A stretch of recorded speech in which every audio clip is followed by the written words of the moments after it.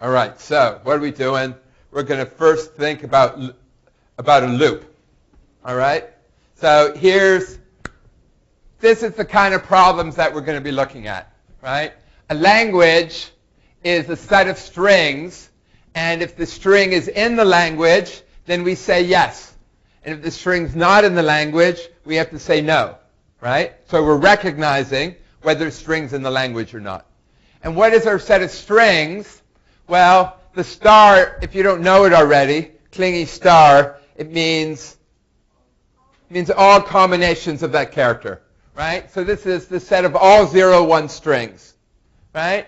And so alpha is our string. We're going to so it's the set of all strings of alpha for which the length is at most 3, and if you count the number of ones, it's an odd number, right? It's a set of strings. So we're going to want to build a machine that does this. So the algorithm is going to read one character at a time, and you have to say, what do I have to remember about what I've seen so far, right?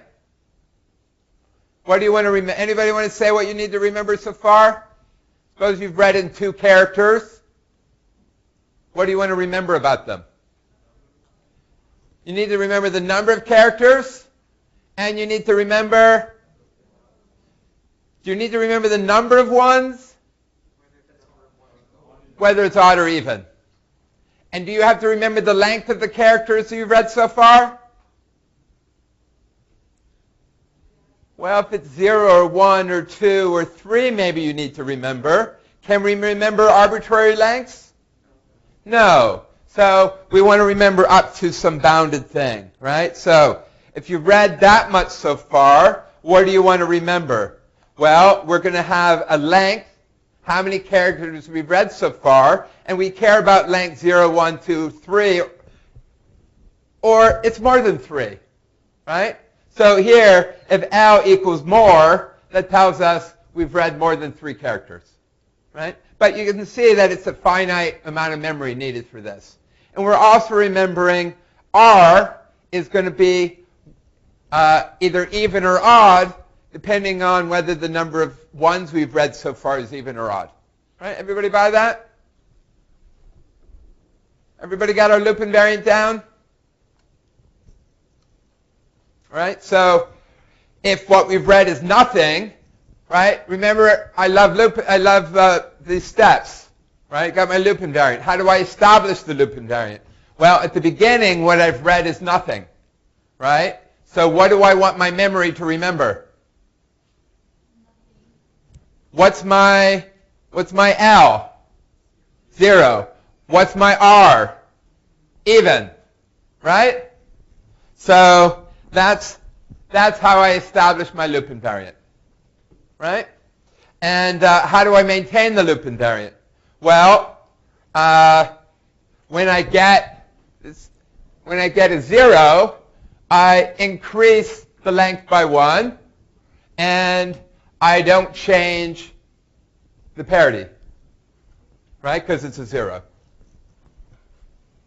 And when I get a 1, right, I increase the length, and I change the parity from even to odd. So here I'm doing a +1, so that's kind of a cheat. I'm sort of assuming R is 0, 1, right? 0 for even, 1 for odd. Right? So then, right, we keep going like that. And then once all the string has been read in, right, we have an exit. Now we know that the loop invariant's true, and the exit condition is that we've read in the whole string. Then somehow we need to know the answer, right?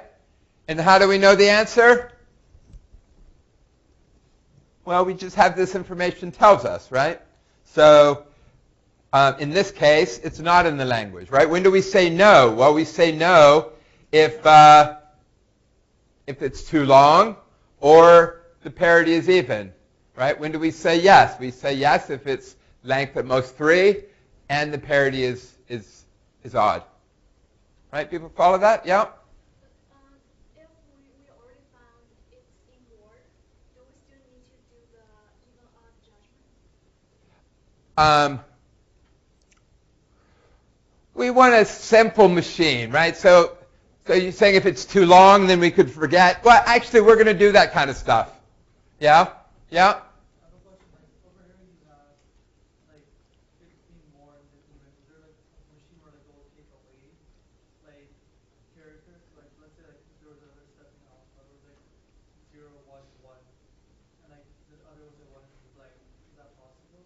Like we design a machine like that? Or no? We can design lots of different machines. Certainly all of them reads the characters one at a time. Okay. All right, so now